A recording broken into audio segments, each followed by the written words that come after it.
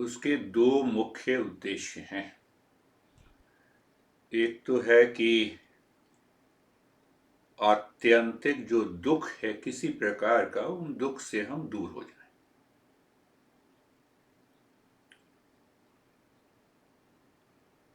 और दूसरा ये है कि हमें हमारा जीवन आनंद से भर जाए।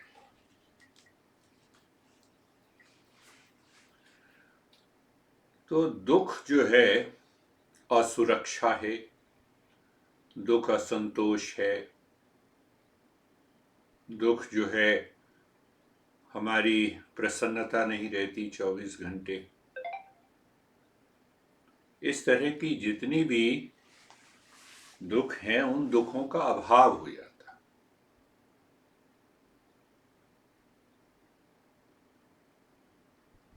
सुबह उठे, कोई विचार आया, अरे इसने ऐसा काम नहीं किया, उस विचार से भाव उठा और उस भाव ने पूरे दिन परेशान किया। चाहे वो संबंधों में हो, चाहे वो व्यक्ति में हो, चाहे वो किसी घटना में हो।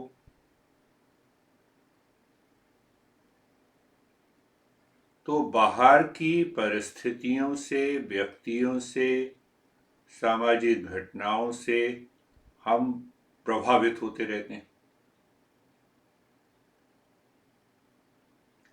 तो ऑफिस के काम से, किसी भी काम से, यानी बाहर की घटना किसी भी तरह की हो, वो मुझे प्रभावित करती है। तो अगर वो प्रभावित करती है तो कौन प्रभाव में आता है? पहले मन। मन में ही तो हम विचार करते हैं कि इसने ऐसा किया, मुझे ये पसंद नहीं है, ऑफिस में ये काम हो गया, ऑफिस में ऐसा हो गया, बॉस ने कुछ कह दिया। तो अब ये विचार करने की वाली बात है कि हम प्रभावित क्यों होते हैं।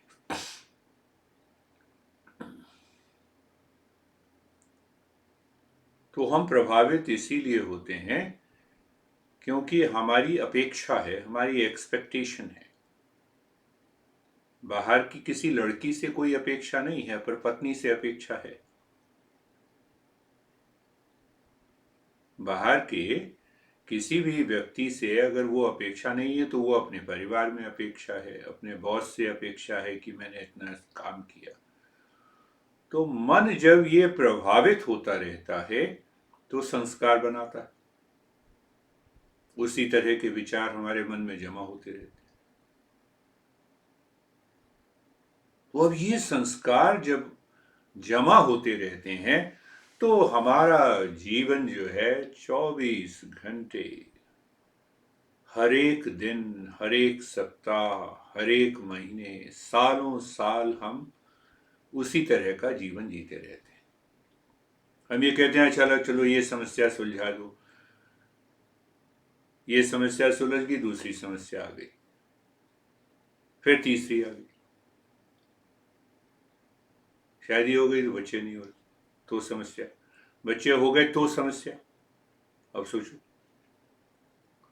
अब उसकी जो है वो तुम स्किन प्रॉब्लम को लेके परेशान, थोड़ा सा बड़ा हो जाएगा फिर और कोई ना कोई समस्या। पिता नहीं होते तो हमारा जन्म नहीं होता, पिता से समस्या, माता से समस्या, दोस्तों से समस्या। तो ये समस्या हमें हमारा मन जो दिखाता है वो क्यों दिखाता है?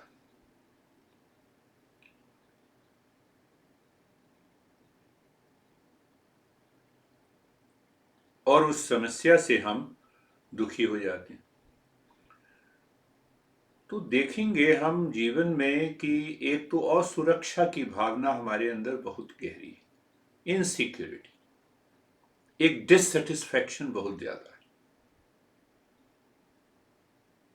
और एक जो है वो दुखी हैं हम, प्रसन्नता नहीं जीवन, क्योंकि हमारे मन ने ये सोच लिया है, ये समझ लिया है ये संकल्प कर लिया है कि इस दुख जो दूर करना है तो वो दुख बाहर की संसार से ही दुख दूर होगा, असंतोष दूर होगा वो संसार से ही होगा, चाहे संसार में पैसे से हो या ना हो। जब तक मन ये विचार करता रहेगा, ये अपेक्षा रखेगा, तब तक हम दुख को दूर नहीं कर सकते, असंतोष को दूर नहीं कर सकते, और भय जो है, द्वंद्वों को हम अपने जीवन से दूर नहीं कर सकते। पर रहना तो संसार में ही।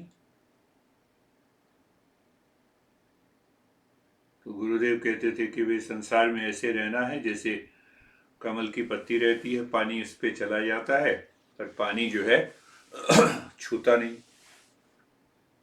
संसार में रहना तो सभी के साथ रहना, कोई व्यक्ति बुरा है तो उसके साथ भी है, अच्छा है, सभी संसार में तो रहना। तो एक तो ये बात हुई कि दो ही मुख्य उद्देश्य हैं कि जितने भी दुख हैं उनसे क्या हम दूर जा सकते हैं। इस पे हमारे योगियों ने, हमारे ऋषियों ने, हमारे गुरु ने हमें ये सिखाया है और उत्तर दिया है कि हाँ। और दूसरा कि क्या हम अपने जीवन में असीम आनंद को ला सकते हैं, सुखी रह सकते हैं, प्रसन्नता से रह सकते हैं।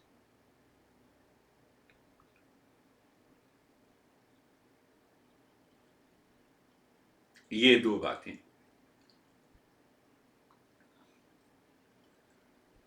अब इसको साधना करने के लिए पहले तो हमें विचार करना होगा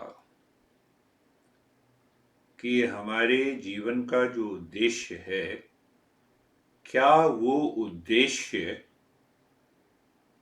संसार से आनंद की प्राप्ति है, संसार से शांति की प्राप्ति है, या हम अपने अंदर उस शांति, प्रेम और ज्ञान को खोजना चाहते हैं। अपने अंदर खोजना चाहते हैं तो कभी भी हम खोज सकते हैं, आंख बंद की और अपने अंदर पहुंच गए। बाहर खोजना है तो बाहर खोजने के लिए, उदाहरण के लिए एक उदाहरण लो कि अच्छा मुझे ये डोसा पसंद है, इस रेस्टोरेंट का डोसा पसंद है, तो ये खाऊंगा तो मुझे आनंद मिलेगा। उदाहरण।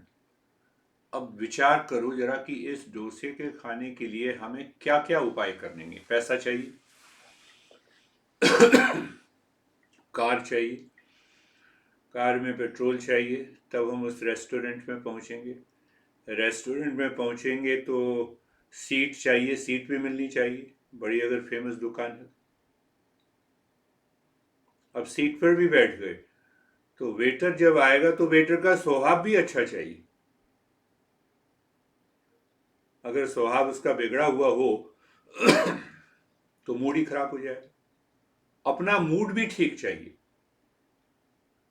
देखो कितनी चीजें हुई, 7-8 चीजें हो गई, और 9वीं चीज क्या चाहिए कि डोसा आ गया तो डोसा पका भी अच्छा होना चाहिए और मूड भी अच्छा होना चाहिए उसको खाने का। यानी 8 से लेके 10 कारण हैं, तब जाके हम एक डोसे के खाने का आनंद ले सकते हैं। पैसा नहीं है तो नहीं चलेगा, कार खराब हो गई तो नहीं चलेगा।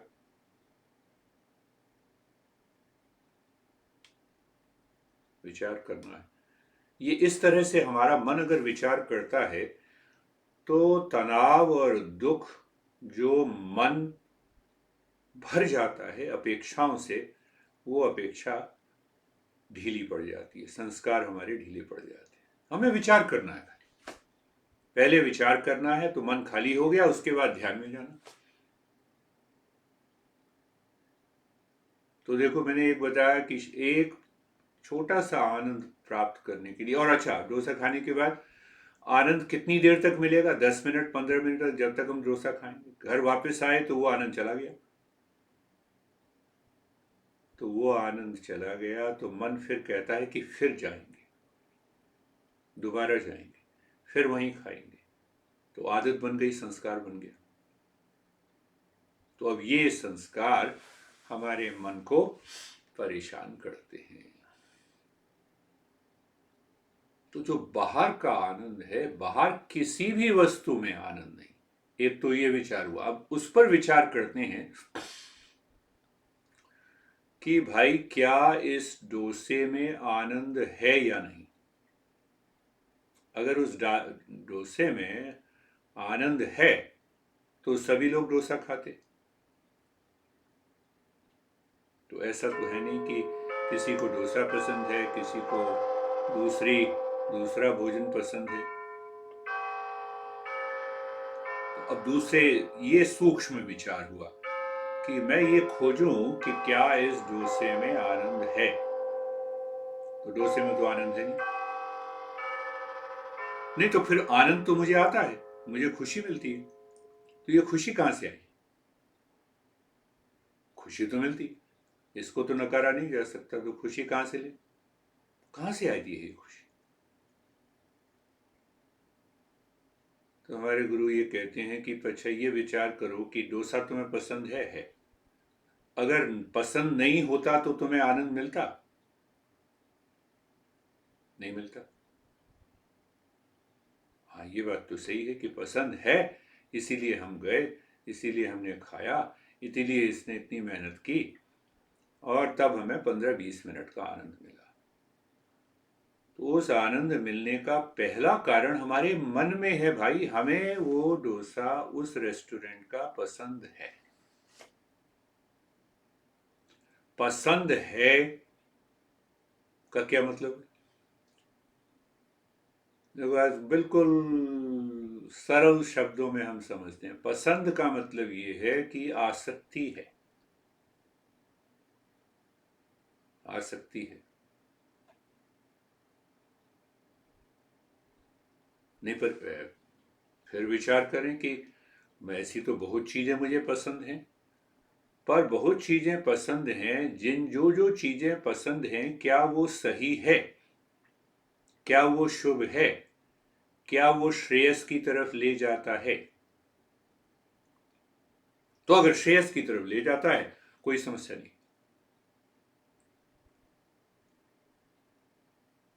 जो पसंद है उसके साथ ये भी चेक करना है कि क्या वो शुभ है, क्या वो सही है, क्या वो सम्यक है। ये विचार करना है।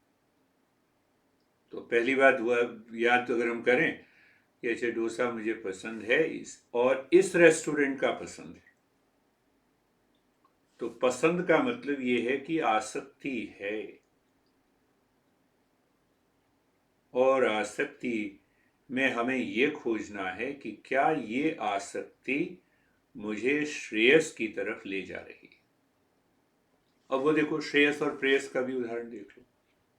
संक्षिप्त हम करते हैं, बड़े सरल भाषा। तो श्रेयस का मतलब ये है कि ऐसा कोई भी भाव, विचार, कर्म जो शुभ है, जो सही है, जो अच्छा है। और प्रेयस इसका उल्टा है, जो मुझे पसंद है वही अच्छा है। जैसे छोटे बच्चों को मैं कराता हूं तो मैं पूछता हूं कि तुम्हें सुबह उठना पसंद है? बिल्कुल पसंद नहीं है। पर क्या ये अच्छा है? अच्छा तो नहीं है। तो बहुत सारी चीजें पसंद होती हैं पर अच्छी नहीं होती। तो फिर हमें क्या करना पड़ेगा? फिर हमें अनुशासन में आना पड़ेगा। तो 99% हमारा मन जब अशुद्ध होता है, अशुद्ध होता है, तो एक बात होती है कि हम अपनी पसंद और नापसंद के वश में आ जाते हैं। हम वही करने लग जाते हैं कि जो मुझे पसंद है, नापसंद है। हम ये नहीं खोजते कि क्या इसमें शुभ क्या है, अच्छा क्या है, नहीं श्रेयस क्या है। पसंद नापसंद को साथ में रखें, ठीक है, कोई दिक्कत नहीं है, पर साथ में ये खोज लें कि श्रेयस क्या है और क्या उस वो मार्ग श्रेयस की तरफ ले जाता है तो करेंगे। पसंद है पर वो मार्ग मुझे प्रेयस की तरफ ले जाता है तो रोकेंगे।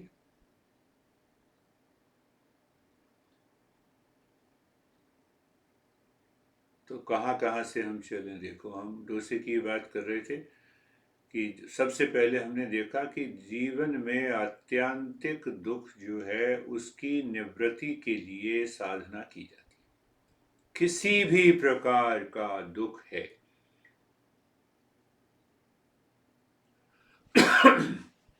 दूसरा उद्देश्य है कि हमें उस आनंद में, ज्ञान में, विवेक में बने रहना है। उसी को अवेकनिंग कहते हैं, उसी को कहते हैं सेल्फ रियलाइजेशन, उसी को ध्यान की उच्चतम अवस्था कहते हैं।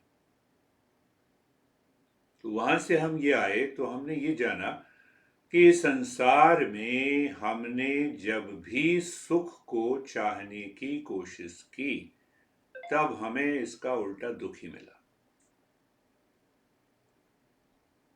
डोसे के उदाहरण से हमें यह पता लगा कि जो शांति है, प्रेम और ज्ञान उस डोसे में नहीं। यहां तक हम आए थे। पर मुझे आनंद क्यों मिलता है? क्योंकि मुझे वो पसंद है। अगर मुझे वो चीज पसंद नहीं है तो आनंद नहीं मिलेगा। यहां तक हम आए। तो अब विचार हम इसको आगे करते हैं कि आखिर मुझे डोसा क्यों पसंद है, पत्नी को नान क्यों पसंद है, इसकी खोज करें। तो पसंद इसीलिए है कि पहली चीज आसक्ति है और हमारे मन ने ये मान लिया है। क्या मान लिया है? कि मैं डोसा खाऊंगा तो मुझे आनंद मिलेगा। मान लिया है, जाना नहीं।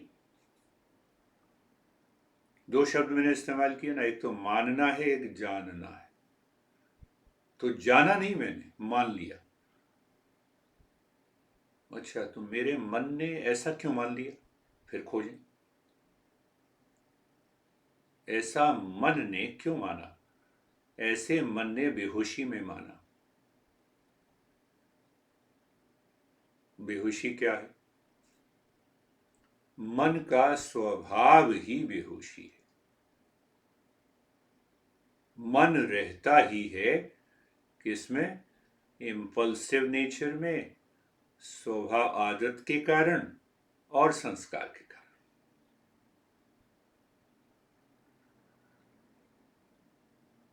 बुद्धि ज्ञान देती है, मन भावना से हमें जोड़ देती है।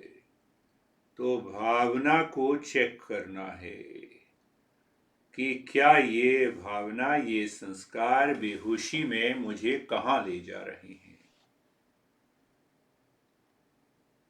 एक एक का उत्तर हम हमारे शास्त्र देते हैं। पसंद है, आसक्ति है, तो हमने ये खोजना चाहते हैं कि भाई आखिर ये मन जो है मेरा डोसे को ही क्यों पसंद करता है, और किसी चीज को क्यों नहीं पसंद करता। दूसरे लोगों को तो कॉफी पसंद है, तीसरे को चाय पसंद है। तो ये जो पसंद वाली बात है वो संस्कार से आई। वो संस्कार हमारे पुराने जन्मों के संस्कार भरे हुए हैं। तो हम अपनी पसंद के मुताबिक कर्म करना चाहते हैं और प्रेयस के मार्ग पे चल पड़ते हैं, जिससे कि हमें दुख मिलता है। थोड़ा सा और खोजें इसके अंदर जाकर।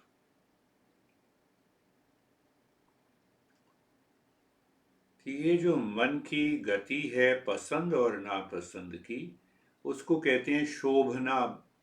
शोभना बुद्धि कह देते हैं। मन ने बुद्धि के ऊपर शासन कर रखा है कि ये, यही मुझे जो पसंद है यही शुभ है। ये संस्कार है।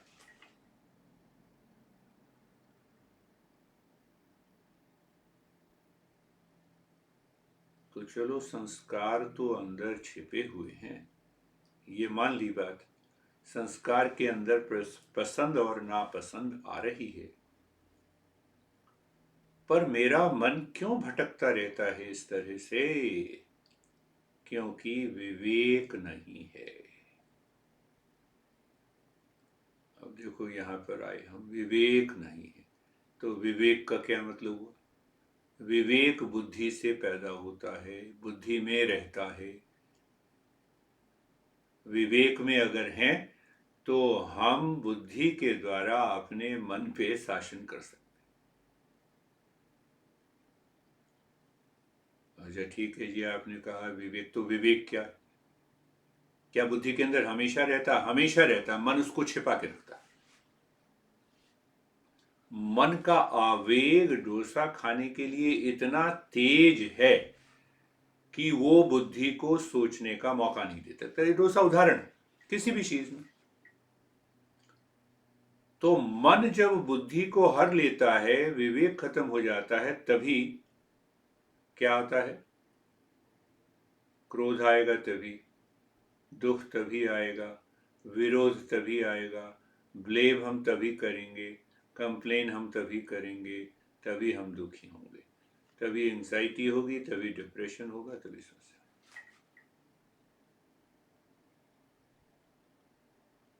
6 शत्रु हैं: काम, क्रोध, लोभ, मोह, मद, मात्सर्य। सभी शास्त्रों में ये बात की, ये 6 के 6 शत्रु ने अब मेरे मन को हर लिया है और बुद्धि को भी हर लिया। फिर पूछें कि अच्छा तो हर लिया है तो अब क्या करें? विचार करें, सुने, श्रवण मनन निधिध्यासन। फिर हम इस बात पे आ गए कि श्रवण भी करें, सुनना है कि किसको सुनना है? गुरु को नहीं सुनना। गुरु ने जो शास्त्रों का ज्ञान है वो गुरु बताएगा, उस ज्ञान को सुनना है। कब तक सुनना है? जब तक कि ये 6 शत्रु दूर ना हो जाए। क्या उसके बाद भी? हाँ, उसके बाद भी सुनना। उसके बाद क्यों सुनना? क्योंकि मन कभी भी किसी भी तरह के संस्कार को वापस अपने मन के अंदर ना ले आए। जब तक ठोक ठोक के हम तैयार हो गए, हमें पता लग गया कि अब नहीं आएंगे, तब गुरु अपने रास्ते पे और चेला अपने रास्ते पे। क्योंकि अब उसके जीवन में परिवर्तन आ चुका है। वो जहां भी जाएगा, जिन लोगों के साथ रहेगा, उनके जीवन में भी परिवर्तन आ जाएगा। वापस फिर हम इससे नीचे पहले स्टेप पे आते हैं कि मन का बुद्धि के ऊपर हावी होने का मतलब कि विवेक का खत्म हो जाना। अच्छा नहीं, तो विवेक की बात की, तो विवेक हमें श्रेयस की तरफ ले जाता है। शास्त्र के द्वारा अगर हम विवेक करते हैं, विवेक तो 24 घंटे चलता है। बाथरूम जाना है तो तुम बाथरूम में जाती हो, किचन में नहीं जाती, ये विवेक। तुमने सबको छोड़ दिया, बेडरूम को छोड़ दिया, हाँ, किचन को छोड़ दिया, सीधा बस चाय पीनी है तो किचन में जाना। विवेक है, हमने अलग कर दिया ना। विवेक का मतलब है अलग अलग कर देना। तो विवेक को समझाने के लिए शास्त्रों में बड़ी अच्छी कहते हैं कि देखो, शारीरिक भौतिक स्तर पे क्या विवेक है? भौतिक स्तर पे विवेक है कि चावल में अगर क्या मिल गया है? तिल। तिल मिला हुआ है, तो दोनों तिल के बीज को अलग कर दो, चावल को अलग कर दो, तो अलग अलग करने का नाम विवेक। ये भौतिक स्तर पे। और थोड़ा सा और गहरे स्तर पे जाएं तो दूध को पानी से अलग करना है तो मशीन चाहिए, हाथ से तो अलग नहीं कर सकते। अब तीसरा विवेक क्या होता है कि यहां पर विवेक आता है कि सत्य को असत से अलग करना है। मन हमारा असत से भरा हुआ है, मिथ्या से भरा हुआ है। तो क्या हम जैसे तिल और चावल को अलग करते हैं शरीर के फिजिकल भौतिक स्तर पे, वैसे अलग करें? नहीं, हमारे अपने मन के अंदर करना। ये जो अलग करना है वो मन के अंदर अलग करना है। कैसे अलग करना है? विचार से। विचार कहाँ से आएंगे? शास्त्र देगा। शास्त्र में क्या है? ज्ञान। तो जो शास्त्र में हमारे गुरुओं ने पढ़ाया हुआ है उसी ज्ञान को सुनना, उसी ज्ञान को समझना और शास्त्र की दृष्टि से विवेक करना। तो फिर कहेंगे फिर आपने पेंच फंसा दिया। नहीं, शास्त्र की दृष्टि से अलग करना सीधा सा है कि जो सत्य है और जो मिथ्या है इन दोनों को जानना, जानने के बाद चुनाव करना। तो मिथ्या और सत्य क्या है? तो पहले मिथ्या को ले लेते हैं। ये जानना, ये मानना और उसी मानने पे कार्य करना कि शांति, प्रेम, ज्ञान, आनंद संसार के व्यक्ति, वस्तुओं, घटनाओं में है, ये मिथ्या। कभी भी मन को अंदर से, ज्ञान से, यानी कि बाहर जाके लोगों को लाउड स्पीकर पे हम बताना शुरू करें, विवेक मन के अंदर करना, बुद्धि के द्वारा। क्या? तो एक बात हमने समझी कि ये पहली बात कि संसार के किसी व्यक्ति, वस्तु, समय, घटना में प्रसन्नता है, शांति है ही नहीं, हो ही नहीं सकता। तो ये मन में बार बार इस तरह के विचार करना, किसी कोई भी व्यक्ति हो, तो क्या हम तो अपनी पत्नी से प्यार करते हैं तो छोड़ दें? नहीं, उसको नहीं छोड़ना, उसको भी समझना है, उसको भी दिशा देनी। पति से प्यार करते हैं, छोड़ दें? नहीं, उसको समझना है। और सिंपल सा उदाहरण है कि आसक्ति किसी व्यक्ति से हमें दुख देगी, प्रेम की अभिव्यक्ति, शांति की अभिव्यक्ति संबंधों में हमारे जीवन को आगे बढ़ाए। आसक्ति में मांग है, प्रेम की अभिव्यक्ति में देना है। हमने प्रेम दिया, हमने आपको शांति दी। कैसे दी? हम शांति से बात कर रहे हैं। हम आपको प्रेम करते हैं तो उस प्रेम में आसक्ति नहीं है। तो इसका क्या मतलब हुआ कि हम किसी, जो भी बात आप कहेंगे वो प्रेयस की तरफ अगर ले जाएगी तो हम आपका साथ नहीं देंगे, स्पष्ट रूप से। प्रेयस का साथ दिया तो मिथ्या आ गई। तो क्या इससे संबंधों में दरार नहीं आएगी? बढ़िया है कि ऐसी दरार आए। खराब है कि आसक्ति इस चरम सीमा पे पहुंच जाए कि हमारे संस्कार और प्रबल हो जाएं और हमें गड्ढे में खो गिरा। थोड़ा बहुत तो त्याग करना हो। अभी तक आसक्ति से चले थे, अब अनासक्ति से चलेंगे, अब विवेक से चलेंगे। वजह सुनना है, समझना है। पिता को भी, कोई भी व्यक्ति हो, किसी जिससे हमारे संबंध, कि देखिए मुझे ये लगता है कि ये श्रेयस का मार्ग है, ये शुभ मार्ग है, आप मुझे बताएं कि कौन से मार्ग पे चलना। अब वो व्यक्ति सुनना ही नहीं चाहता तो छोड़ दो, तुम खुद चलो। नहीं नहीं, फिर तो संबंध सारे खराब हो जाएंगे। खराब नहीं होंगे। दूसरे व्यक्ति को धीरे धीरे वो आसक्ति की बात समझ में आ जाएगी, क्योंकि तुम टिके हुए हो, हम टिकते नहीं। हम भूल कर बैठते हैं। अच्छा चलो, आज मैंने बात मान ली। आज एक बार बात मान ली तो दूसरी बार भी मानोगे, दूसरे का मन वही करेगा।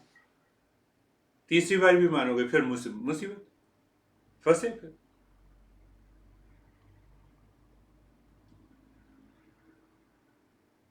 तुम्हारे अंदर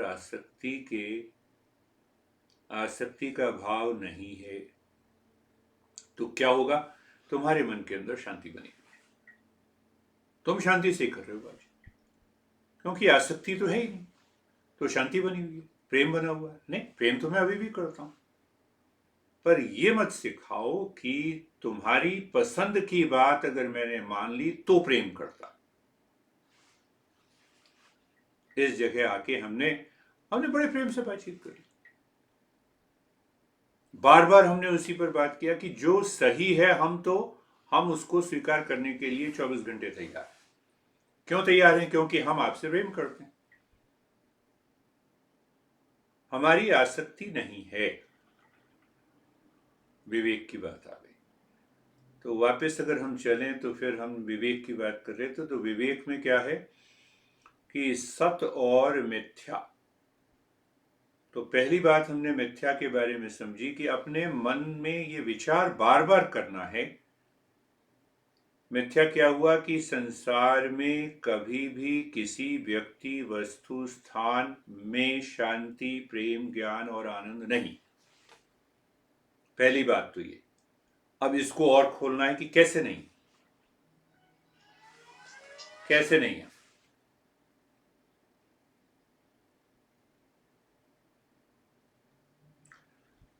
तो दूसरा तर्क हमारे शास्त्र और गुरु देते हैं कि भाई मिथ्या का मतलब ये है कि जो मुझे दिखाई देती है वो वस्तु वैसी नहीं होती। तो नई उदाहरण दे, जैसे आकाश का रंग नीला दिखाई देता है पर नीला होता नहीं। मृग मरीचिका में, मिराज में पानी दिखाई देता है पर पानी होता नहीं।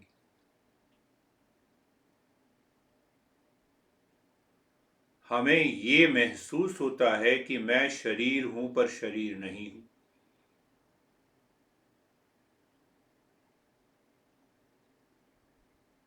क्या मतलब हुआ? तो फिर शास्त्र और आगे बढ़ते हैं एक कदम पे। वो कहते हैं देखो तीन चीजें हैं, एक तो सत है, एक असत है और एक मिथ्या है। तीन चीजें हो गई। विवेक, विवेक हम कर रहे हैं। तो सत का क्या मतलब है? सत का मतलब है कि जो कभी बदलता नहीं है, कभी बदलने वाला नहीं है। क्या कोई चीज संसार में ऐसी है जो कभी नहीं बदलती?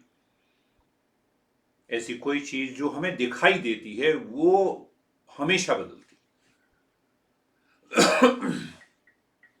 पति पत्नी, घटनाएं, पैसे का आना जाना, शरीर, ये सब बदलता है। तो हमारा उद्देश्य क्या है जीवन का कि उस सत्य को पाना है। उसके बारे में अभी पता नहीं है, हमने तो अभी कोई चीज जैसी देखी नहीं कि जो हमेशा एक जैसी बनी रहती है, जो नित्य है, परिवर्तन होती नहीं। तो गुरु लोग कहते हैं नहीं, पहले पहले असत को भी जान लो, मिथ्या को भी जान लो, उसके बाद फिर आगे बढ़ना। असत का मतलब है जिसका अस्तित्व ही नहीं। सत का एक और मतलब है कि जो जिसका अस्तित्व कभी खत्म होता ही नहीं। इसी को हम भगवान के रूप में जानते हैं, अपनी आत्मा के रूप में जानते हैं, समझते हैं। और असत का मतलब यह है कि जिसका अस्तित्व नहीं। जैसे हम ये कहें कि हाथी जो है मैंने देखा आकाश में जा रहा है, हाँ, कमल के फूल में काला फूल लगा हुआ है, यानी जिसका अस्तित्व ही नहीं। और मिथ्या क्या है? मिथ्या इन दोनों के बीच में, सत के बीच में भी है और असत के बीच में। जो सत जैसा लगता है पर होता असत है। वापस मैं कहता हूं, इसके उदाहरण अपने मन में खोजो। जो सत जैसा लगता है पर होता असत है। डोसा देखा, नहीं, इससे प्रसन्नता मिलेगी, खुशी मिलेगी। तो सत दिखाई दिया कि प्रसन्नता है उसमें, पर है नहीं, उसमें है नहीं। 5 की 10 लाख बना लेंगे तो उसमें प्रसन्नता मिलेगी, है ही नहीं। गुरुदेव ने कई बार कहा ना, ये देखो कहाँ है, इसमें खुशी कहाँ है, 100 का नोट है, 1000 का नोट है, आगे पीछे ऊपर नीचे देखो। पहले गुरुदेव बड़ा बोलते थे, उसके बाद फिर पता नहीं छोड़ दिया उन्होंने। कहते देखो इसमें है खुशी, है कहाँ है, आगे और पीछे खुशी है, खुशी तो तुम्हारे अंदर, और खुशी है तो 100 रुपए हैं तो भी खुशी, शांति है। हाँ, और कमाओ, कमाने की लिए कभी मना नहीं करते थे। नहीं, वापस आए, सत असत और मिथ्या। हमने ये बात क्यों की? हमने ये की कि विवेक समझने के लिए। विवेक कहाँ जन्म लेता है? बुद्धि में। तो मन, तो हमारा मन ने तो हमें रोका हुआ है, पीछे पड़े हुए हैं, तो फिर हम भाई आ, मन का प्रभाव इतना ज्यादा, विचार शुरू करें, श्रवण करें, मनन करें, निधिध्यासन करें, ध्यान करें। तो जब ध्यान की साधना निरंतर चलती रहती है, जब हम श्रवण कर सुनते रहते हैं शास्त्रों के वचनों को, तो मन धीरे धीरे ढीला हो जाता है। मन कहता है अच्छा जरा विचार शुरू करें। जैसे ही मन ने विचार शुरू किया, हम बुद्धि में आ गए। वैसे ही बुद्धि में आ गए तो शास्त्र ने बताया कि ये विवेक, एक सत्य है, एक असत है, एक मिथ्या है। तो मिथ्या का दूसरा लक्षण ये है कि जो हमेशा बदलती रहती, परिवर्तनशील है। तो जो भी चीज बदलती है पर प्रतीत होती है कि ये हमेशा बनी रहेगी, वो मिथ्या। कल मैं ऐसे ही ग्रुप सेशन ले रहा था, तो देवी जी 88-89 साल की,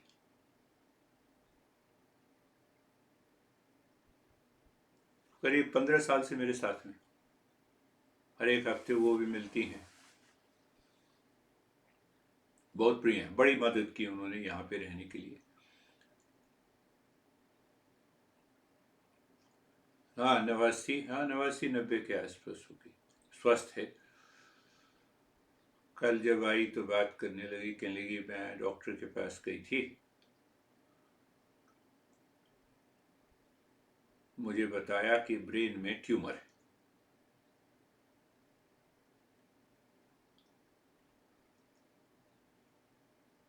उम्र कितनी है?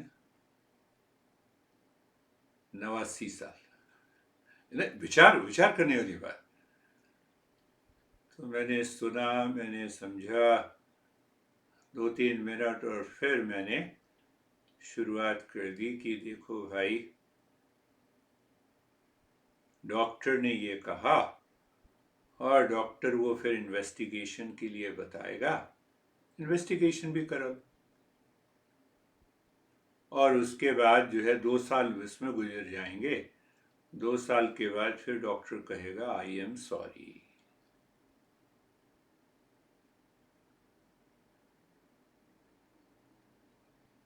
तो मैंने कहा 2 साल वो कहेगा, 2 साल के बाद तुम अभी क्यों नहीं तैयार हो जाते? सब कुछ करो, ध्यान गहरे रूप में करो, जितना ज्यादा ध्यान कर सकते हो। अकेले रहती है, बहुत बड़ा घर, 1 मिलियन का घर होगा, और सारी सुविधाएं हैं यहाँ पे, पेंशन मिलती है ना सोशल सिक्योरिटी के नाम से।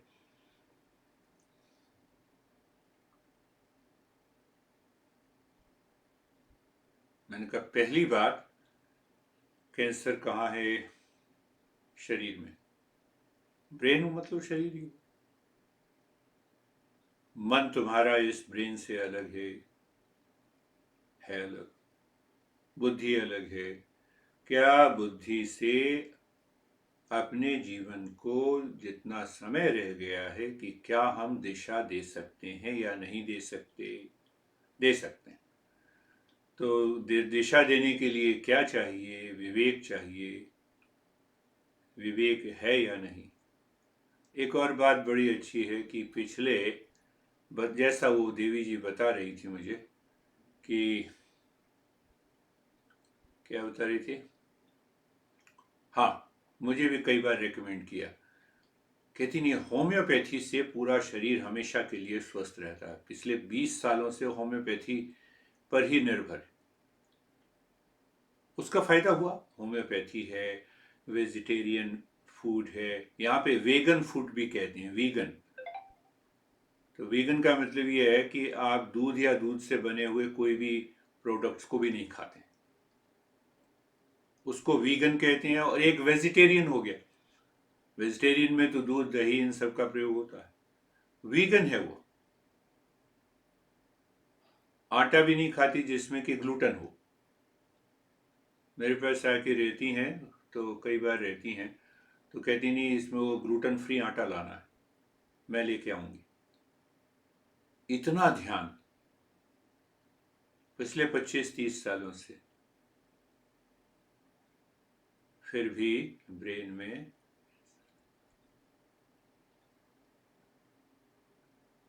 कितना भी हम बचाव कर लें, जो भी चीज मिथ्या है, जो बदलती है जीवन में,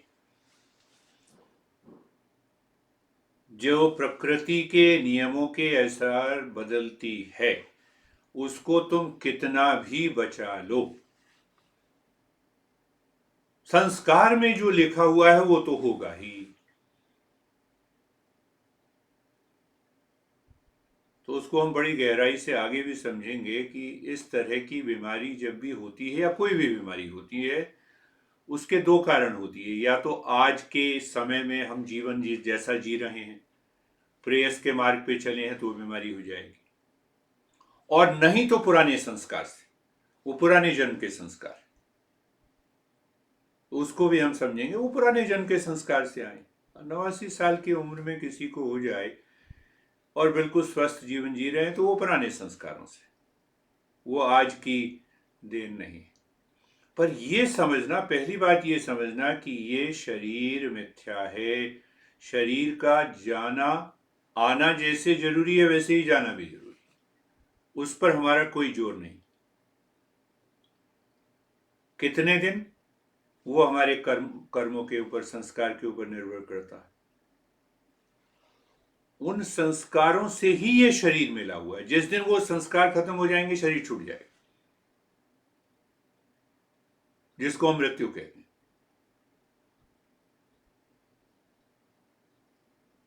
तो ये बात अगर हमने समझ ली, तो विवेक आया बुद्धि के अंदर, बुद्धि ने मन को समझाया, मन ने कहा दुखी होने की जरूरत नहीं, मेरे पास व्यवस्था है, जो सही प्रकार से इलाज हो सकता है वो करेंगे, और जीवन को शांति और प्रेम से जिए।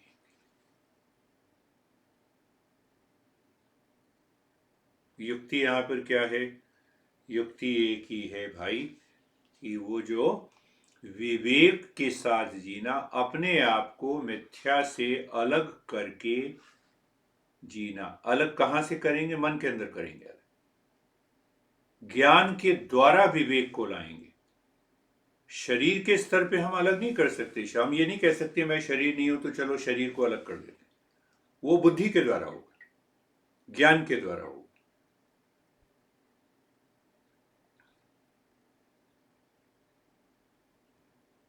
क्या लक्षण है जब वो ज्ञान प्रकट होने लगता है? विद्या ददाति विनयम। वो जो विद्या जब हमारे मन के अंदर बैठ जाती, सत असत और मिथ्या का ज्ञान बैठ जाए, क्या होगा? करुणा आ जाएगी अपने मन के अंदर, जीवन में करुणा आ जाएगी, जीवन में बड़ा एक सहजता आ जाएगी। जीवन में ऐसा लगेगा कि जैसे हम बिल्कुल सॉफ्ट हो गए, जेंटल हो गए। विद्या ददाति विनयम। बाहर का ज्ञान लेने से तो अकड़ आ जाती है। एलन मस्क को देखो, विद्या ददाति विनयम, तो विनयता, विनय आ जाती है। तुम्हारा भी नाम है, विनयम ददाति पात्रताम। और ये जो विनय आ जाता है, उसके कारण व्यक्ति के अंदर वो योग्यता आ जाती है साधक होने की। क्योंकि मन जो है अब बड़ा शुद्ध हो गया। मन देख रहा है कि सत है, यहां इसके साथ रहना, असत छोड़ दो, मिथ्या हटा दो। पात्रता आ जाती। और पात्रता तब आएगी तब क्या होगी? तो शास्त्र में लिखा है कि पात्रत्वात् धनम आपनोति।